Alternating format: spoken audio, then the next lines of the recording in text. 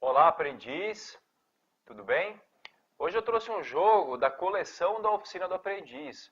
Nós chamamos os jogos da coleção jogos que são de tabuleiro, que tem uma dimensão parecida com essa. Todos eles vêm com uma embalagem semelhante, com tecido cru, parecido com esse que eu estou mostrando para vocês.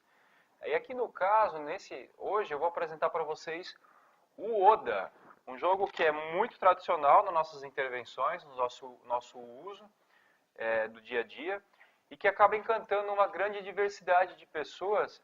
Se você não conhece, com certeza é um jogo que vale a pena conhecer. Então eu tenho aqui o tabuleiro, acabei de abrir aqui. Então tem o tabuleiro, que é um tabuleiro 4x4, a gente já vai entender melhor como é que funciona o jogo. Eu tenho aqui dentro da embalagem ainda o meu conjunto de peças e também a minha carteirinha de regras que se encontra aqui dentro, tá? Todas as regras são descritas. Eu prefiro aqui poder apresentar para vocês, que com certeza fica um pouco mais gostoso, pelo menos para mim. Eu vou tirar aqui da embalagem de peças, então todas as peças que compõem o jogo, olha só que peças bonitas, são peças feitas todas de madeira. Vocês logo vão percebendo que tem aí uma quantidade considerável de peças para a prática do jogo. Ao todo, são 16 peças que compõem o jogo para a sua prática. Eu poderia organizar elas aqui, por exemplo, e colocá-las todas, as aparentemente mais claras aqui de um lado e as escuras do outro. Seria uma forma para organizar aqui elas e observá-las um pouco melhor. Perceba que em todas as peças possuem uma espécie de um friso aqui na parte inferior. Esse friso ele determina que essa peça tem que ser colocada para baixo, ok? O friso fica virado para baixo. É uma questão importante para a prática do jogo daqui para frente, tá? Então nós temos aqui, ó, vejam, 4 mais 4, 8, mais 4, 12, mais 4, 16 peças ao todo. A mesma quantidade de peças que nós temos no tabuleiro. Então interessante, né? O Oda é um jogo de alinhamento, é um jogo francês de 1985 que tem como seu nome original Quarto. Existem algumas versões desse jogo. A versão que nós utilizamos em nossos projetos, em nossas intervenções com o nosso público, é semelhante a essa. Temos também versões feitas totalmente em madeira do tabuleiro, tá? Mas a versão da coleção propriamente é essa aqui que acaba sendo a mais utilizada. Então vamos lá, eu comecei a falar um pouquinho para vocês das características do tabuleiro, um pouco das peças também. Uma coisa que eu perguntaria para você, que eu pergunto para você, que pode ser interessante, será que nessas 16 peças que nós temos aqui, eu vou posicioná-las um pouquinho mais à frente, será que existem semelhanças entre elas? Ou melhor, se eu fizer a pergunta, será que existem duas peças entre essas 16 que eu estou colocando aqui, que sejam iguais, exatamente iguais? É uma pergunta bem interessante porque vocês percebam que tem peças que são ligeiramente mais altas e, portanto, outras mais baixas. Eu tenho as peças claras e escuras, como a gente observou no primeiro momento. Também tenho peças que podem ser mais altas ou mais baixas, ou que poderiam ser, olha que interessante, até da mesma altura, mas com formas diferentes, como é o caso dessas duas peças aqui. Poderia ainda ter duas peças com a mesma forma e a mesma altura e até a mesma cor, mas que elas tenham no seu topo diferença. Olha só, uma delas tem um pequeno furo no topo, veja se você consegue observar, e uma outra aqui é completamente lisa no topo. Então, essas características, essas variáveis que fazem parte do jogo, tornam essas peças, todas elas, de alguma forma diferentes. Então, não existe nenhuma que seja exatamente igual à outra, mas, ao mesmo tempo, gera semelhanças entre elas. Todas elas possuem algum grau de semelhança. Posso pegar aleatoriamente duas aqui, por exemplo. Vou pegar essas duas. E essas duas aqui, ó, até que são bastante parecidas, elas possuem aqui a cor, a altura e o formato idênticos. Deixa eu pegar outras duas aleatoriamente. Estou com o olho fechado aqui, ó. Vamos ver, talvez essa. Olha só essas duas peças. O que elas possuem em comum? Nesse caso, as duas peças possuem a altura em comum. As duas têm a mesma altura. E também o mesmo topo, é um topo liso. Certo, gente? Então, são 4 variáveis que fazem parte do jogo. Vamos lá. A forma, a cor, a altura e o topo delas. Cada uma dessas variáveis tem duas possibilidades de variação. Então a cor, ou é a cor escura ou é a clara, a altura ou é alta ou é baixa, certo? A forma ou ela é um paralelepípedo, quadradinha assim, ou ela é cilíndrica, né, redondinha dessa forma, ou ainda, por último, na sua superfície, no seu topo, ela pode ser totalmente lisa ou ter algum furo, certo? Essas são as variações possíveis. E no jogo, o nosso objetivo no jogo é conseguir, com essas peças, criar uma linha com 4 peças que tenha pelo menos uma característica em comum. O jogo é um jogo de alinhamento. Ele lembra um pouco, o jogo ele é uma mistura, na verdade, do jogo da velha, um jogo tradicional. A gente tem o Trick aqui, que é um jogo que lembra muito o jogo da velha, que é interessante. E também os blocos lógicos, que é um material para seriação, um material lá para a primeira infância, para crianças pequenas que brinca com diferentes formas, diferentes volumes, diferentes alturas e aí por diante. Então aqui, ó, no objetivo do jogo é tentar formar uma linha com 4 peças que tenham pelo menos uma característica em comum. Eu vou criar uma linha aqui, ó, nessa horizontal para ficar bem visível para vocês. Por exemplo, dessas 4 peças aqui, ó. Então perceba, as 4 peças têm que ter algo em comum. Nesse caso aqui, as 4 peças são altas. Então nesse caso existe algo em comum entre elas. Se eu tirar essa peça aqui, por exemplo, e colocar uma baixa no lugar, já não existe algo em comum entre elas, ok? Se eu tirar essa peça aqui e colocar essa preta no lugar, olha só, aqui a altura delas varia, nós temos 2 peças que são altas e 2 peças que são um pouco mais baixas, mas todas as 4 peças que fazem parte da linha são escuras. Isso também permite, então, o objetivo do jogo ser cumprido.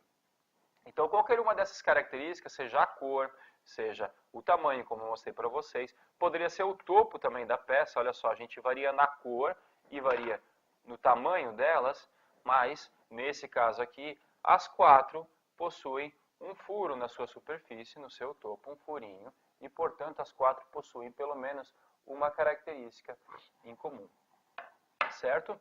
São, ao todo, 256 mil possibilidades de combinação entre essas peças.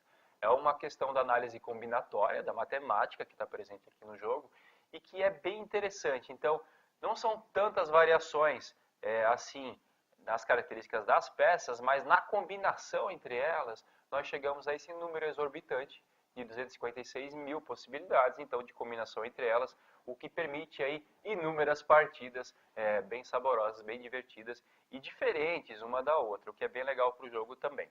Então, vamos lá, eu falei um pouco das características do tabuleiro, do jogo, também das peças e do nosso objetivo, que é formar a linha, né? Uma linha com 4 peças que possuem algo em comum. Agora, a dinâmica do jogo, como é que funciona? Isso é bem importante, gente. Esse é um jogo que pode ser praticado, pode ser até brincado individualmente, né? Buscando criar alguns desafios aqui no tabuleiro, é uma forma de prática do jogo, mas o tradicional realmente é o jogo praticado no coletivo, a partir de 2 pessoas. O jogo pode ser praticado de 2, 3, 4 pessoas. Nós já praticamos em números de até 16 pessoas. Em algumas dinâmicas, até inclusive com mais de 60 pessoas, gerando uma série de adaptações aqui no jogo, inclusive na dimensão dele, criando um jogo gigante para prática num coletivo, né?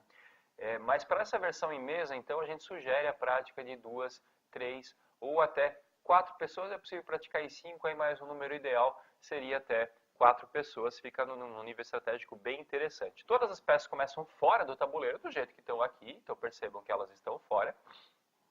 E eu vou colocando elas na vez de cada jogador, ok?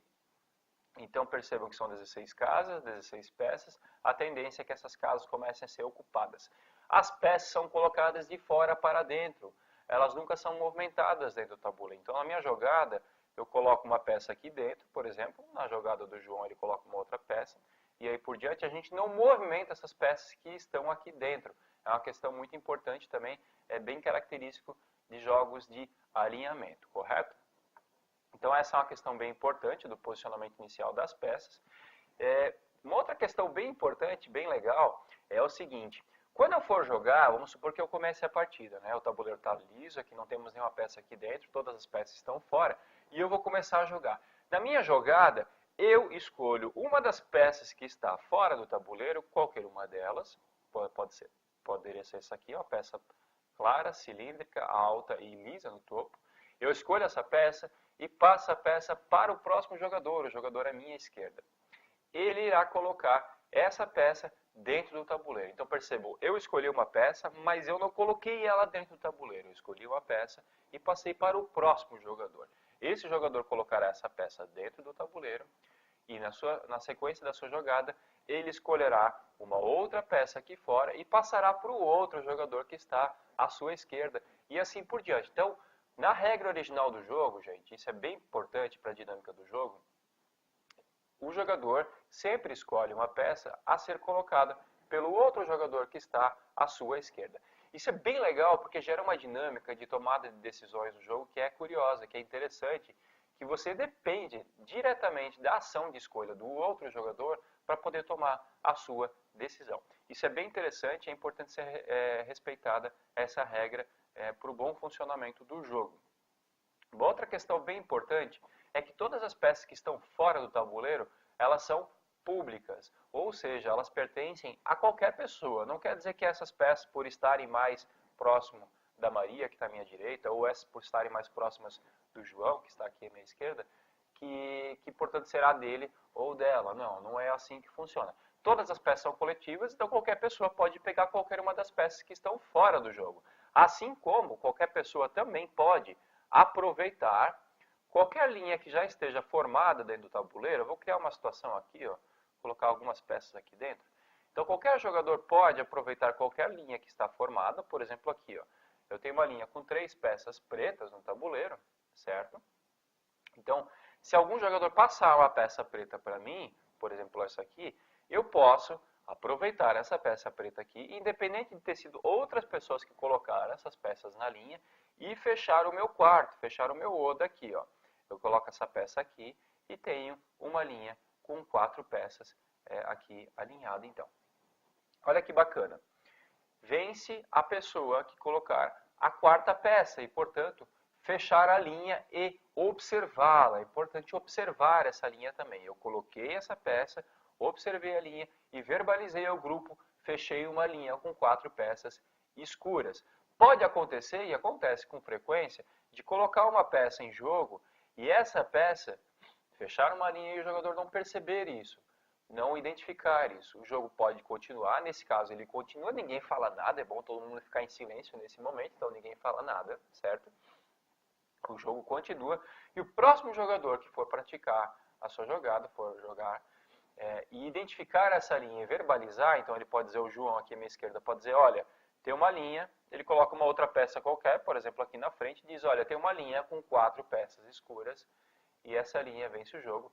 Nesse caso, ele venceria o jogo, porque ele observou, ele percebeu que existia esse alinhamento em jogo.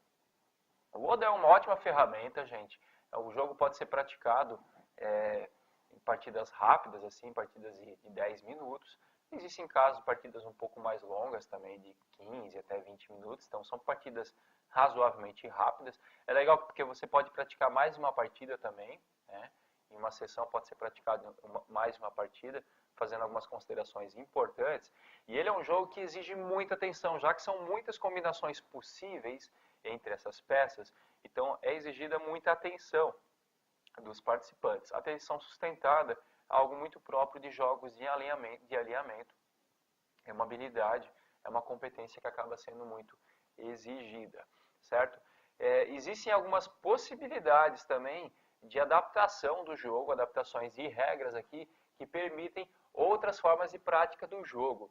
Eu não vou explorar elas agora tão a fundo, talvez em outra oportunidade eu explore com vocês, mas é possível praticar o jogo de modo cooperativo também, e individual, com alguns desafios bem interessantes. Vou dar um exemplo para vocês. É possível colocar todas essas peças aqui dentro, sem que nenhuma delas forme uma combinação, ou seja, sem que tenha um alinhamento, de um modo que dê velha, como a gente costuma falar no jogo da velha. Será que é possível? Então fica um desafio para você tentar colocar todas as peças aqui dentro de um modo que não exista nenhum alinhamento entre elas. Isso pode ser feito de forma individual ou cooperativa, como eu citei. Um outro desafio possível seria colocar todas as peças aqui dentro de um modo tal em que todos os alinhamentos possíveis no jogo, são 8 alinhamentos possíveis e peças baixas, altas, claras, escuras, quadradas, redondas, com furo ou sem furo. Então, todas essas características aparecendo aqui no jogo sem repetir nenhuma das linhas. São desafios bem interessantes que permitem outras mais explorações de uma mesma ferramenta, de um mesmo jogo. O Oda é um coringão no nosso acervo, ele é utilizado há muito tempo, assim, em diferentes contextos, como eu falei um pouco antes. Então vale a pena conhecer esse jogo, ter também no seu acervo e experimentar com o seu público. Conheça o Oda e até uma próxima.